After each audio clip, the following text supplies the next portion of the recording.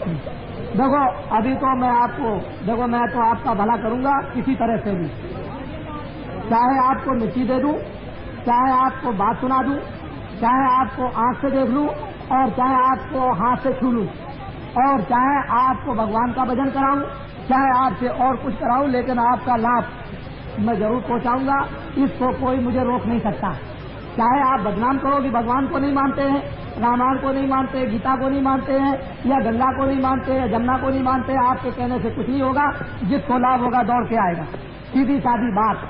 तो बाबा जी की बात तो ये सुनो कि मैं तो परमात्मा की प्राप्ति का ये सीधा सरल रास्ता बताता ही हूँ। जब तुमको कभी इच्छा हो भगवान के मिलने की, दिव्य नेत्र रामायण में लिखा हुआ है, दिव्य नेत्र गीता में लिखा हुआ है, शिव नेत्र रामायण और गीता और भागवत में लिखा हुआ है, और शिव नेत्र वेदों में लिखा हुआ है। जब शिव नेत्र लिखा हुआ है कि मनुष्यों के पास है, तो तुम्हारे सबके पास में शिव नेत्र, ज्ञान चक्षु, दिव्य नेत्र है। शिव जी ने जिस तरह से, पार्वती ने जिस तरह से, और सीता ने जिस तरह से, और राधिका ने जिस तरह से, और कृष्ण भगवान ने और तुलसीदास ने जिस तरह से प्राप्त कर लिया उस भगवान को, उसी तरह से शिव नेत्र खोलकर, क्योंकि तुम्हारे सबके पास में शिव नेत्र तीसरा नेत्र है। दो आंखें तो बाहर से सबके पास है, और अंदर में तुम्हारे जो गुप्त तीसरा ज्ञान चक्षु दिव्य नेत्र सबके पास, और वो ज्ञान चक्षु दिव्य नेत्र तुम्हारा गंदा हो गया है। बाहर की आंखें जब गंदी हो जाती हैं तो बाहर से दिखाई नहीं देता है, बाहर की आंख साफ हो जाएगी, बाहर से दिखाई देने लगेगा। इसी तरह से भगवान को देखने वाली आंख, स्वर्ग को देखने वाली आंख, वैकुंठ को देखने वाली आंख, देवी देवता को देखने वाली आंख, ब्रह्मा विष्णु को देखने वाली आंख, और उस देवताओं के लोक में जाने की आंख तुम्हारी गंदी हो गई, मैली हो गई है। उस आंख को तुम सुगम और साधारण रास्ते से साफ करवा लो, और मनुष्य रूपी मकान में जब दिव्य नेत्र ज्ञान चक्षु खुल जाएगा तो यहीं से बैठ करके तुमको दिखाई देने लगेगा स्वर्ग भी, और वैकुंठ भी, और सूर्यलोक भी, और चंद्रलोक भी। ऐसा सुगम रास्ता तुम्हारे मनुष्य रूपी मकान में सबके पास है। बाबा जी कोई भेदभाव नहीं रखते हैं। ये नहीं रखते हैं कि आप चले आए आपको नहीं, ऐसा नहीं। सबको शुभ अवसर मिलना चाहिए, क्योंकि ये मनुष्य हैं, इनको फिर अवसर नहीं मिलेगा। अब मनुष्य जीवन का अगर इनको अवसर मिल जाए कि मुझे भी अवसर मिल जाए, तो फिर क्या है, जब बरसात आती है, किसान जब खेती बो देगा समय से, तो खेती में अनाज हो जाएगा। बरसात निकल गई फिर बोएगा तो अनाज नहीं होगा।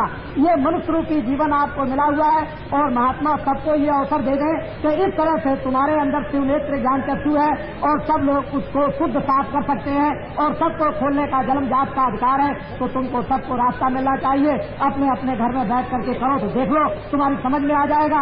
जब तुम्हारे अंदर बुझा हुआ दीपक जलेगा, आंख खुल जाएगी, तो अपने आप ज्ञान का प्रकाश आपके सामने आएगा, आनंद आएगा, शक्ति आएगी, प्रेम आएगा, भंडार खुलेगा, दुनिया के दुख और दर्द तुम्हारे दूर होंगे। तो ऐसा सुगम और सीधा रास्ता तो बाबा जी बताते हैं। और आपको जब कभी इच्छा हो तो जय गुरुदेव नाम का प्रचार करते हैं हिंदुस्तान में, आप चले आइएगा और ये कहिएगा कि मैं भगवान के रास्ते पर चलकर उस परमात्मा को अपने ज्ञान चक्षु दिव्य नेत्र के द्वारा देखना चाहता हूँ। तो बाबा जी आपको सुगम सीधा रास्ता बताएंगे। कुछ देने लेने की बात कुछ भी नहीं है। और अपने घर में बैठकर ये जरूर है कि जब कभी पास में सत्संग हो तो सत्संग को सुनने के लिए चौमू आ जाए, या उस गांव से आपके इस गांव में आ जाए, या यहाँ से सामौद चले जाएं। पास में कभी सत्संग हो तो वहाँ पर जाना चाहिए, क्योंकि रामायण भी यही कहती है कि हे केवट तुम जाओ, ये तो भजन करने का रास्ता है, मैं तुमको रास्ता बताता हूँ, और घर में जाके भजन करना, लेकिन हमारा दर्शन करने के लिए और दर्शन देने के लिए अयोध्या में जरूर आना।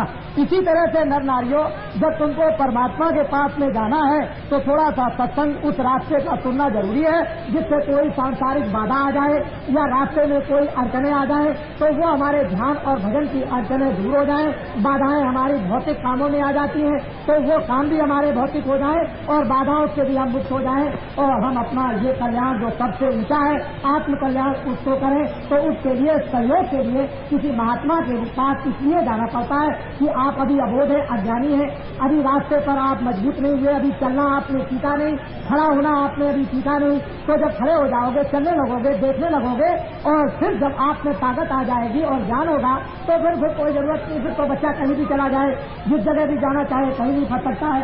लेकिन जिसमें ताकत नहीं होगी गिर जाएगा, जिसमें ज्ञान नहीं होगा फंस जाएगा, जिस जो रात में कहीं न जाएगा उसके सामने रास्ता दिखाएगी। तो और रात्रि को दिखा देंगे और सबसे आपको होता है ध्यान के सामने आता है तो कल्याण करती है। तो जब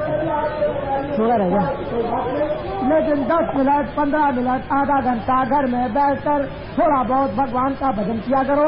और अगर मन में तुमने प्रतिज्ञा कर ली कि आज से मैं शराब नहीं पीऊंगा, आज से मैं गांजा नहीं पीऊंगा, आज से मांस नहीं खाऊंगा, आज से चोरी नहीं करूंगा, आज से डकैती नहीं करूंगा, आज से किसी को सताऊंगा नहीं, तुम अगर मन में अपने प्रतिज्ञा कर लो तो आज मतलब यह है कि वो परमात्मा उसमें सहयोग देने लगेगा और महात्माओं की भी कृपा होने लगेगी, काम होने लगेगा। लेकिन आपने भलाई के लिए तो प्रतिज्ञा आपको मन में करनी पड़ेगी, बिना प्रतिज्ञा किए हुए नहीं। तो इसलिए आप ये बात सुने, हम तो आपको कुछ न कुछ देंगे। अभी थोड़ी देर के बाद जब हमारा सत्संग समाप्त होगा तो हम आपको एक भभूत देंगे।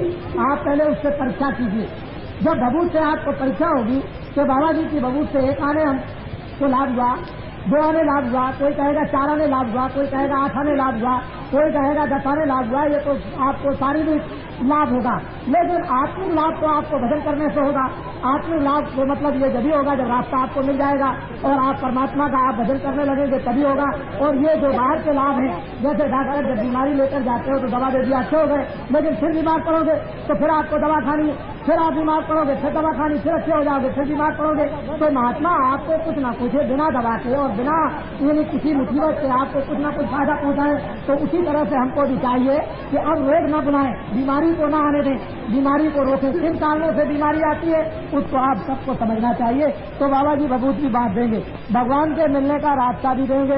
अब आप एक किस्सा सुन लें, मुझसे कोई नाराज न हो, मैं एक सीधा साधा आदमी हूँ। वैसे लोग मुझे बहुत बदनाम करने की कोशिश करते हैं, सोचते हैं बाबा जी को बदनाम कर दिया जाए। बाबा जी ने तो कभी नाम बदला नहीं।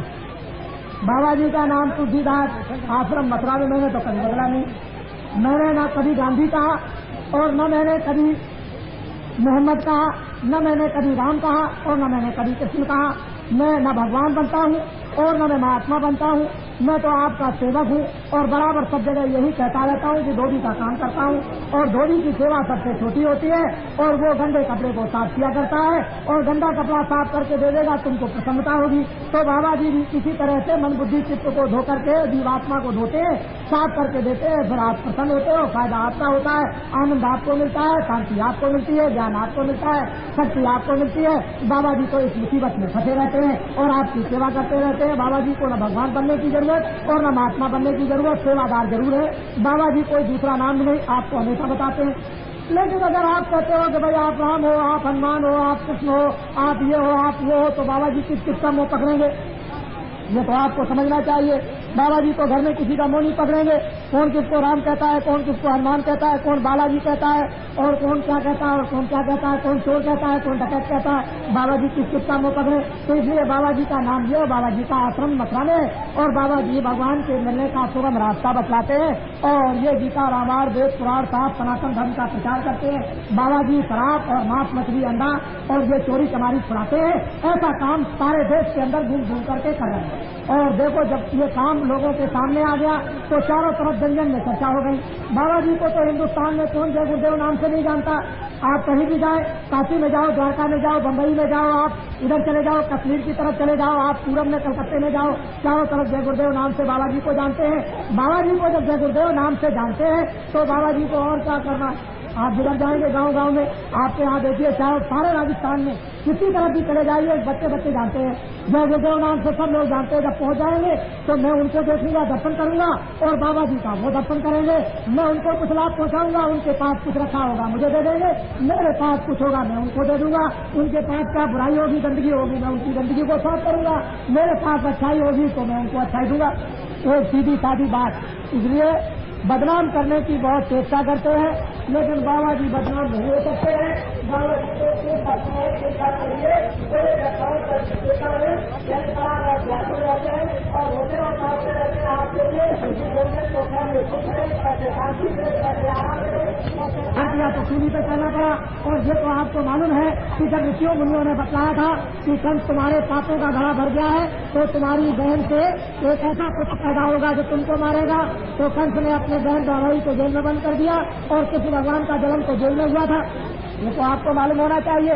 तो असली बात तो यह है कि जब ऐसे ऐसे देवताओं के लिए ऐसे कष्ट आए जिनको हम मंदिर बना करके पूजते हैं, जिनकी रामायण और गीता को हम पढ़ते हैं, उन लोगों को इतना कष्ट आया। तो अगर ऐसे समय पर हम लोगों को कष्ट आ जाए तो क्या बड़ी बात है, तो कष्ट को झेलेंगे। जो भी कष्ट आएगा इस दुख को दूर करने के लिए, कष्टों को दूर करने के लिए और धर्म को लाने के लिए, कर्म को लाने के लिए और सत्य को लाने के लिए और आत्म कल्याण के लिए जो भी कष्ट आएगा उस कष्ट को सहन करेंगे। उस कष्ट के लिए महात्माओं का तो वेशभूषा होता ही है। इसलिए आपको ये बात बड़ी समझनी चाहिए कि महात्मा किसके लिए होते हैं, आपके लिए। अगर आपको छोड़कर चले जाए तो पारिया की चोटी बैठ जाए, उनको क्या जरूरत है, वो तो